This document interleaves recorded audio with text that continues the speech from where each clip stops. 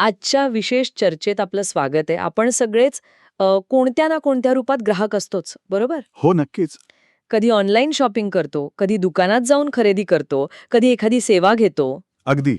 पण आपण खऱ्या अर्थाने किती जागरूक आहोत? म्हणजे विशेषतः आजच्या या सतत बदलणाऱ्या जगात. हाच महत्वाचा प्रश्न आहे. आपल्याकडे ग्राहक जागरूकता, हं. हक्क आणि महत्त्व यावर आधारित काही अभ्यासपूर्ण माहिती आहे. हं.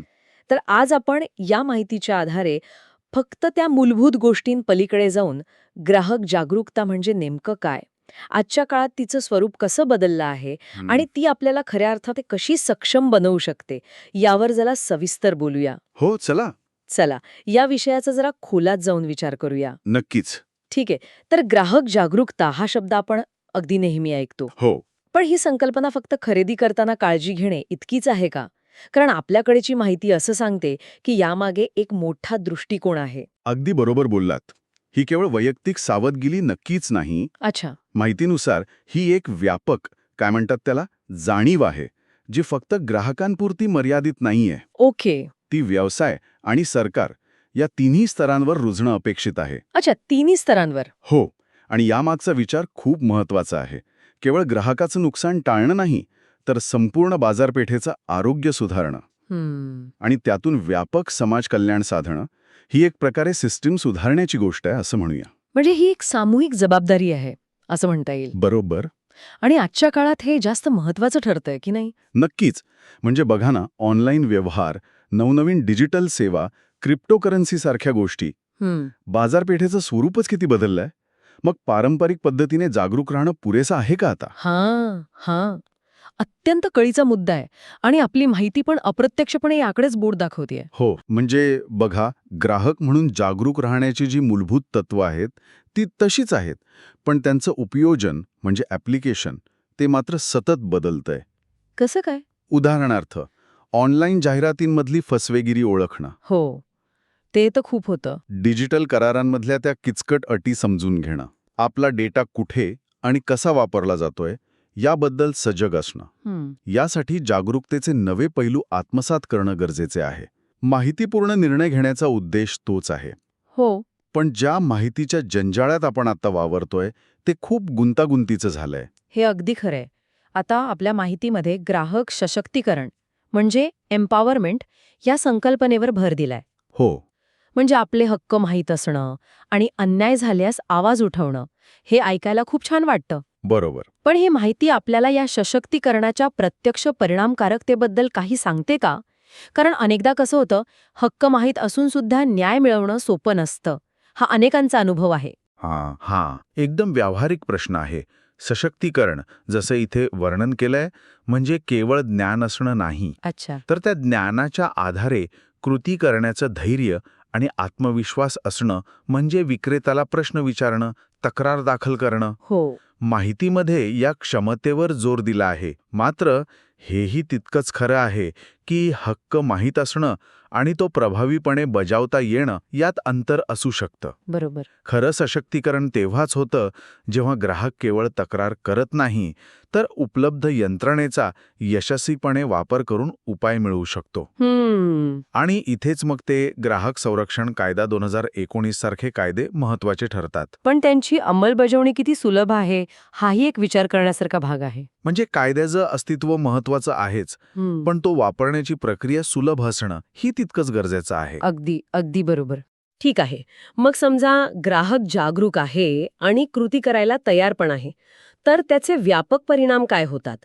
माहितीमध्ये न्याय्य बाजारपेठ म्हणजे फेअर मार्केट प्लेस असा उल्लेख आहे.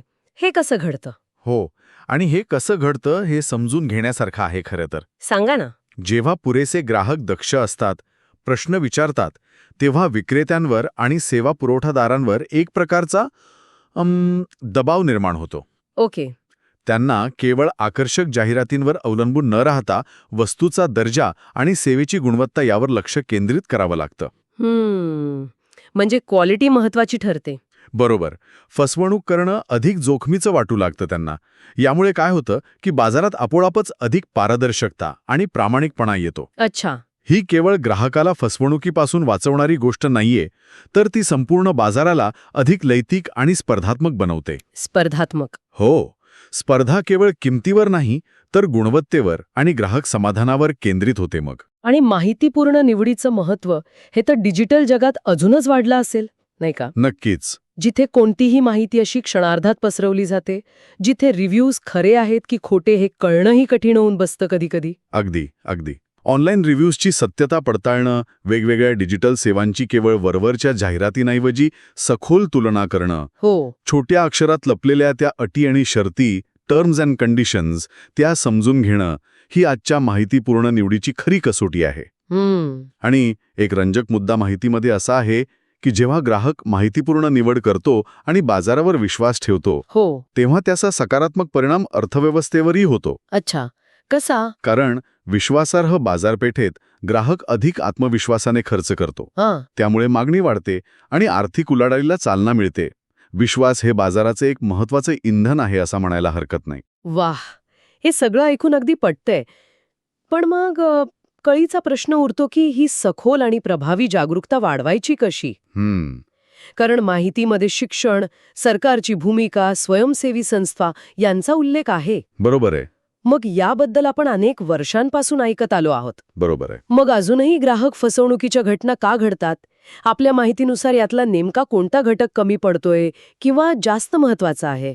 मला वाटतं कोणती तरी एक गोष्ट कमी पडते असं म्हणण्यापेक्षा या सगळ्या घटकांमधला जो समन्वय आहे, म्हणजे सिनर्जी. अच्छा, समन्वय. हो, तो कुठेतरी साधला जात नाहीये असं म्हणणं अधिक योग्य ठरेल. ओके. माहितीमध्ये शिक्षण म्हणजे शालेय आणि जनजागृती दोन्ही मजबूत कायदेशीर चौकट, जसं की 2019चा कायदा, ज्याने विशेषतः ई-कॉमर्स आणि तक्रार निवारणासाठी काही नवीन नियम आणले. हो, आणले आहेत. आणि ग्राहक संघटनांची सक्रियता, या सगळ्याचा उल्लेख आहे. पण यासोबतच व्यक्ती म्हणून ग्राहकाची स्वतःची भूमिकाही तितकीच निर्णायक आहे. म्हणजे ग्राहक म्हणून आपणही जबाबदार आहोत. नक्कीच. हे एक संपूर्ण इकोसिस्टम आहे, जिथे प्रत्येक भागाचं काम महत्वाचं आहे. म्हणजे केवळ माहिती देणारे कार्यक्रम किंवा कायदे पुरेसे नाहीयेत, तर ग्राहकांमध्ये चिकित्सक विचार करण्याची आणि योग्य कृती करण्याची क्षमता विकसित व्हायला हवी. अगदी नेमका मुद्दा पकडलात. विशेषतः डिजिटल साक्षरतेच्या बाबतीत, नाही का? हो, माहिती केवळ मिळून उपयोग नाहीये, तर तिचं विश्लेषण करून योग्य निष्कर्ष काढता यायला हवा. ऑनलाईन खरेदी करताना ते डार्क पॅटर्न्स असतात, म्हणजे ग्राहकाला नकळतपणे अधिक खरेदी करायला किंवा माहिती द्यायला प्रवृत्त करणाऱ्या वेबसाईट डिझाईन्स, ते ओळखता येणं. अच्छा, हे नवीन ऐकलं. Dark patterns. हो, सुरक्षित पेमेंट पद्धती कोणत्या हे माहीत असणं, तक्रार निवारण यंत्रणा नेमकी कशी वापरायची याचं व्यावहारिक ज्ञान असणं, ही आजच्या काळातली आवश्यक कौशल्ये आहेत, असं आपली माहिती सूचित करते. आणि सरकारची भूमिका केवळ कायदे बनवण्यापुरती नाही, तर ते कायदे वापरण्यासाठीच्या यंत्रणा सोप्या, जलद आणि खऱ्या अर्थाने प्रभावी कशा होतील हे पाहणं आहे. बरोबर. आणि स्वयंसेवी संस्था, त्या माहिती पोचवणं आणि लोकांना संघटित करून आवाज उठवायला मदत करणं, ह्यामधली दरी सांडण्याचं काम करतात. वाव, म्हणजे हा एक बहुआयामी प्रयत्न आहे. हो. तर आजच्या चर्चेचा आढावा घ्यायचा झाल्यास असं म्हणता येईल की ग्राहक जागरूकता ही केवळ एकदा मिळवण्याची गोष्ट नाहीये, नाही, तर ती एक सतत चालू ठेवायची सक्रिय जबाबदारी आहे. अगदी. यात केवळ सावधगिरी नाही, तर ज्ञान, कृती आणि सर्वात महत्त्वाचं म्हणजे बाजारातल्या नवनवीन बदलांना, विशेषतः डिजिटल बदलांना सामोरं जाण्याची तयारी, हे सगळं समाविष्ट आहे. बरोबर. आपल्या माहितीतील ते वाक्य, जागरूक ग्राहक म्हणजे सुरक्षित ग्राहक, हे आजच्या काळात अधिकच खरं वाटतंय. नक्कीच. माहितीच्या आधारे निवड करण्याचं सामर्थ्य मिळवणं, अन्याय झाल्यास शांत न बसता योग्य मार्गाने आवाज उठवण्याचं धैर्य विकसित करणं, आणि अंतिमतः एका चांगल्या, अधिक न्याय्य बाजारपेठेच्या निर्मितीसाठी आपला हातभार लावणं, हे सगळं ग्राहक जागरूकतेमुळे शक्य आहे. हो. ही केवळ स्वतःच्या फायद्याची बाब नाहीये, तर एका निरोगी समाजाच्या उभारणीतील एक महत्वाचा भाग आहे. आणि जाता जाता आपल्या माहितीतील तो महत्त्वाचा संदेश पुन्हा एकदा आठवण करून देऊया. तुमचा हक्क, तुमचं संरक्षण. बरोबर. ही केवळ घोषणा नाही, तर आपली खरी ताकद आहे. नक्कीच. आणि इथे एक पुढील विचार करण्यासाठीचा मुद्दा सोडून जातो. बोला ना. माहितीच्या डिजिटल युगाबद्दल बोलते, पण भविष्याकडे पाहिलं तर जेव्हा आर्टिफिशियल इंटेलिजन्स म्हणजे AI व्यापारात अजून मोठ्या प्रमाणावर येईल. हो, येते. जसं की अत्यंत पर्सनलाइज्ड जाहिराती, ग्राहकांशी बोलणारे चॅटबॉट्स, मागणीनुसार सतत बदलणाऱ्या किमती. Dynamic pricing. तेव्हा ग्राहक जागरूकतेचं स्वरूप कसे बदलेल? जेव्हा आपण माणसांऐवजी AI शी व्यवहार करू, तेव्हा आपले हक्क काय असतील आणि ते जपण्यासाठी